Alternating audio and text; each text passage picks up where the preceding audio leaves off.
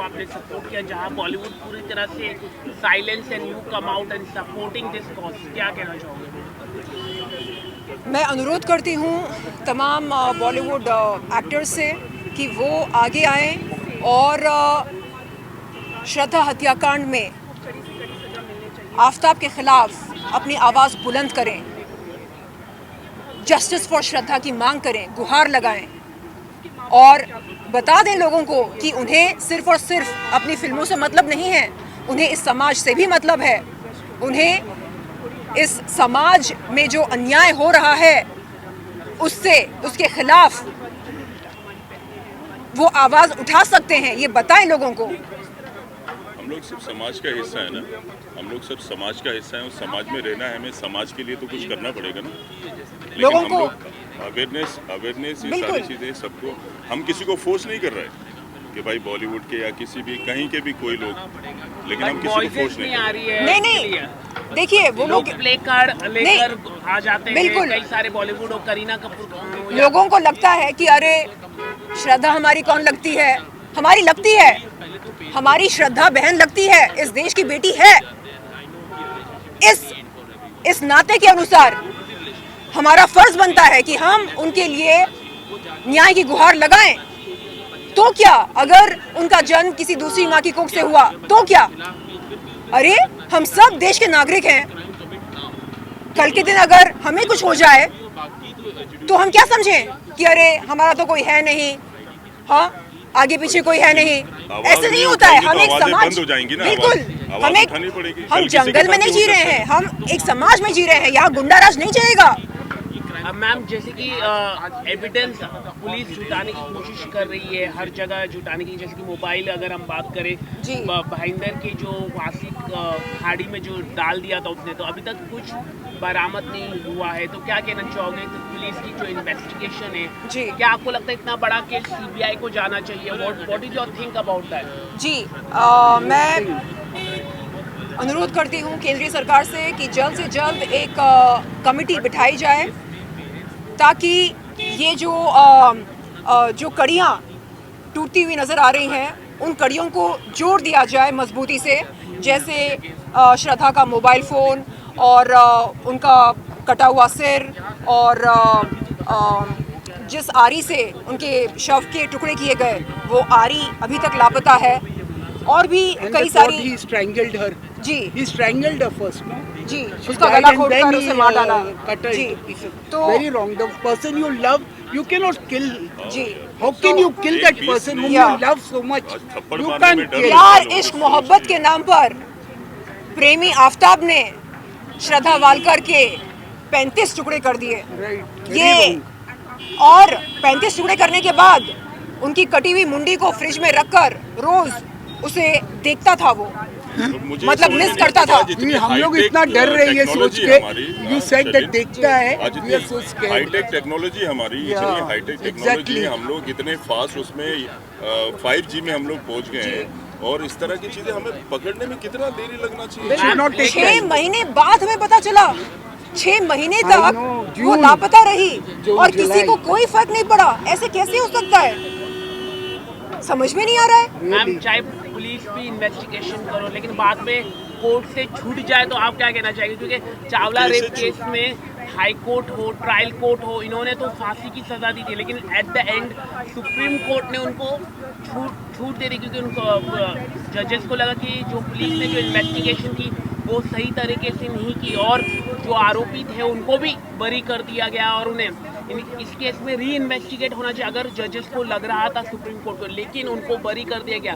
और जो पुलिस ने इन्वेस्टिगेट किया था, डीएनए भी पूरी तरह से मिला था और उन्हें से किडनैप किया था और एसिड फेंका था और चावला रेप केस पर, लेकिन उसमें भी बरी हो गया था। देखिए अगर आफताब पूनावाला को सजा नहीं मिलती है तो ये सिलसिला चलता रहेगा। हर आए दिन किसी ना किसी बहन या माँ के शव के टुकड़े होते रहेंगे।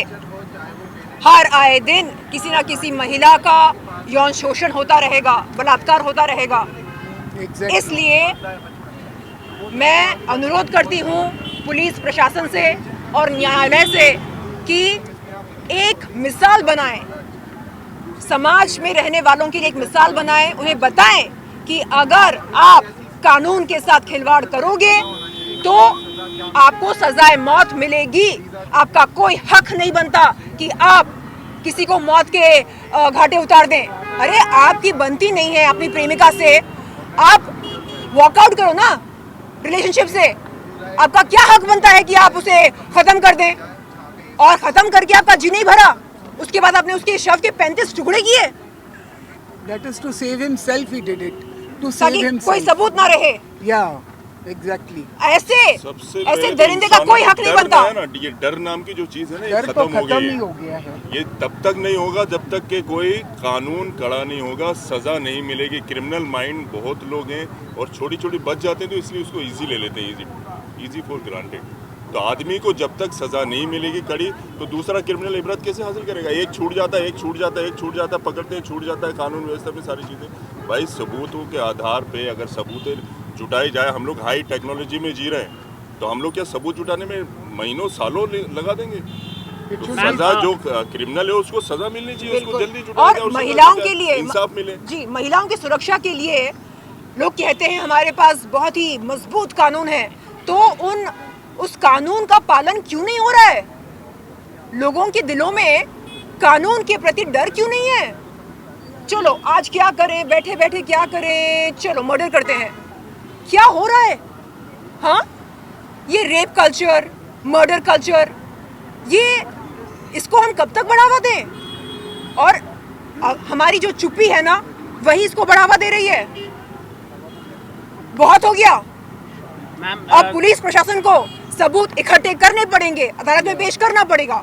मैम लव जिहाद के बारे में भी कहा जा रहा है, आप कैसे देख रहे हैं कि लव जिहाद क्या ये सही है या गलत है? आपको क्या लगता है इस पर? देखिए, लव जिहाद किसी की काल्पनिक सोच नहीं है, ऐसा होता आ रहा है इस देश में। लव जिहाद है क्या असल में? इसका मतलब क्या है? जब एक प्रेमी अपनी गलत पहचान बताकर एक प्रेमिका से प्यार इश्क मोहब्बत करता है और फिर धीरे धीरे धीरे अपनी असलियत बताकर प्रेमिका से ये अपेक्षा रखता है कि वो जबरन धर्मांतरण करे प्यार इश्क मोहब्बत के नाम पर, इसे लव जिहाद कहा जाता है। क्या ये ज़रूरी है कि प्यार इश्क मोहब्बत के नाम पर हम माँ बाप का दिया गया नाम बदल डालें, हम अपना धर्म बदल डालें? नहीं, ये ज़रूरी नहीं है, लेकिन ऐसा होता है और इसके खिलाफ ठोस और सख्त कानून बनने चाहिए। एंटी कन्वर्जन लॉ आना चाहिए मैम, एंटी कन्वर्जन। बिल्कुल, एंटी कन्वर्जन लॉ, और मेरे ख्याल से लव जिहाद किसी एक्ट ऑफ टेररिज्म से कम नहीं है। जैसा कि यहाँ पे लोग बता रहे हैं कि इसमें पेरेंट्स की भी गलती है, तो आप इसको कितना एग्री करते हैं कि पेरेंट्स की भी गलती है क्योंकि अपने बच्चों को वो छोड़ दिए? देखिए, एक हद तक पेरेंट्स अपने बच्चों को कंट्रोल कर सकते हैं जी, लेकिन उसके बाहर, मतलब बियॉन्ड लिमिट, वो अपने बच्चों को कैद करके नहीं रह सकते। नहीं, तुम बाहर नहीं जाओगी, नहीं तुम 24 घंटे घर पर रहोगी, तुम सोशलाइज नहीं करोगी, ऐसे नहीं चलता ना। Till one age they can बिल्कुल। control them. After और that children are not able to control. हमें ये समझ होनी चाहिए कि जो जैसा दिखता है वैसा होता नहीं है। आपको खुद अवेयरनेस की बहुत ज़रूरत है। इंसान को अपने आप में एक थोड़ा सा अपना बड़कपन लाना पड़ेगा। एक तो अवेयरनेस बहुत है, एक तो संस्कार, दूसरी बात अगर आप कहीं भी आते जाते तो फैमिली को इन्वॉल्वमेंट करिए। बिल्कुल। कि भाई मैं यहाँ जा रहा हूँ, हाँ। आज मैं यहाँ जा रही हूँ माँ, या आज डैडी मैं यहाँ जा रहा हूँ, तो एटलीस्ट खबर होनी चाहिए क्या हो रहा है, तो वही आपके गाइडेंस दे पाएंगे, बाकी नहीं दे पाएंगे। बिकॉज माँ बाप जो हैं वही आपके सच्चे साथी होते हैं, बाकी कोई नहीं है इतना। और अगर लोगों को इस सब में थोड़ी जी, अवेयरनेस चाहिए। और लोगों को अगर पता आप उतने खुशकिस्मत नहीं हैं कि आपके साथ आपकी फैमिली मौजूद रहे और या सपोर्ट करे आपको, कोई बात नहीं, आप अपनी माँ बन जाओ, आप अपने पापा बन जाओ, आप अपनी बहन बन जाओ, आप अपनी ज़िंदगी की जिम्मेदारी लो, अपनी सुरक्षा की जिम्मेदारी लो।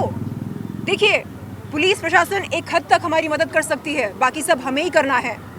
तो आप किससे दोस्ती कर रहे हैं, उसकी असलियत क्या है, उसकी पहचान क्या है, वो समाज में क्या करता है, ये सब पता लगाना बहुत ज़रूरी है। आफ्ताब पूनावाला के मामले में उसने तो अपना प्रोफाइल इतना कूल बनाकर रखा था, किसी को दूर दूर तक ये खबर नहीं थी कि वो असल में एक दरिंदा है, एक हैवान है, एक मर्डरर है। अब पता चल रहा है लोगों को